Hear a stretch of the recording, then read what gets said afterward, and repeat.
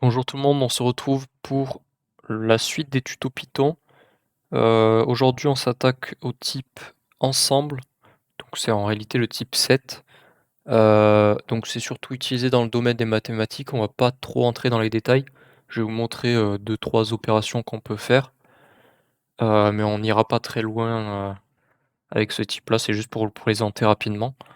Donc pour définir un ensemble, il suffit d'utiliser set.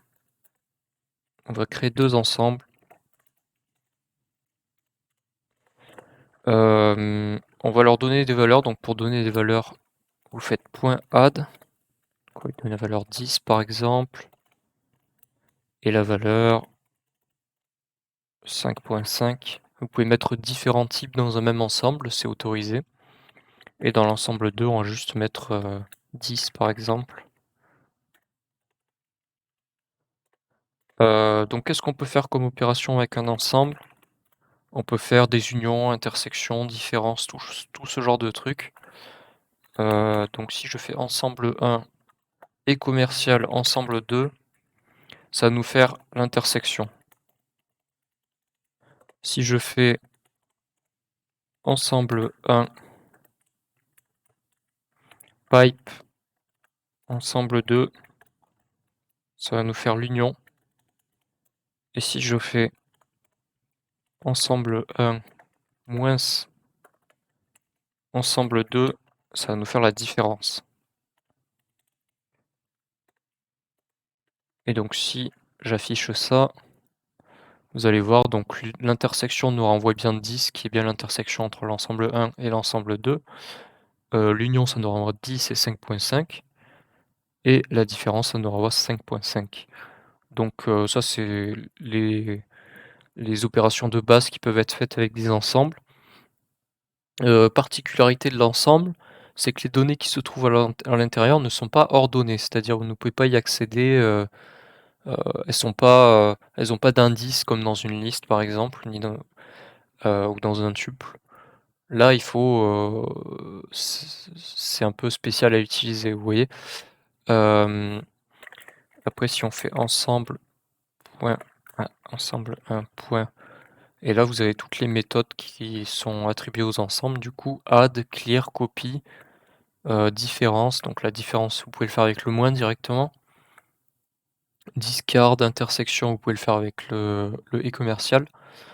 En fait, ça, c'est des moyens rapides de faire, d'utiliser les méthodes. Heu et après, vous avez union, update, remove, pop. Vous avez également le pop. Si je fais ensemble un point pop, et que je print ensemble 1, vous allez voir, le 10 a bien disparu, c'est le 5.5 qui nous reste. Donc si je dis pas de bêtises, c'est le premier élément de la liste qui saute, ce qui est assez étrange, hein, je vous l'accorde. An arbitrary set element, voilà, donc il y a pas de c'est pas ordonné, c'est une liste qui est vraiment pas ordonnée, donc ça renvoie un élément au hasard, de l'ensemble. Qu'est-ce qu'il y a d'autre comme méthode? Pop, remove, vous avez remove aussi, donc qui permet d'enlever, remove an element from a set, it must be a member. Et si par exemple je mets 5.5 et que je fais print de ensemble 1, vous voyez, ça nous renvoie un set vide parce que j'ai enlevé le 5.1. Alors s'il y a plusieurs fois la valeur, je sais pas ce qui se passe à vrai dire. On peut faire le test si vous voulez. Ensemble 1.add 5.5. Est-ce que ça supprime les deux valeurs ou est-ce que ça en supprime une au hasard? Non, ça supprime toutes les valeurs apparemment. S'il y a 2 fois la même valeur, ça va la supprimer 2 fois. Heu, Voyons voir, je vais faire juste un print ensemble 1 parce que peut-être qu'on peut pas mettre 2 fois la même valeur. Ouais, voilà, en fait, on peut pas mettre 2 fois la même valeur, vous voyez? Dans un ensemble, vous pouvez mettre une valeur, qu'une fois la même valeur, pardon, je vais y arriver. Vous voyez, j'ai fait 2 adds, 5.5 et liés qu'une seule fois dans notre ensemble. Donc c'est vraiment un type un peu particulier, je vais pas trop m'étendre là-dessus. Je vous ai présenté les opérations de base. Après c'est vraiment utilisé dans le domaine des mathématiques. Moi personnellement, je l'utilise pas du tout. Voilà, c'est tout pour cette vidéo. Sur ce, à plus.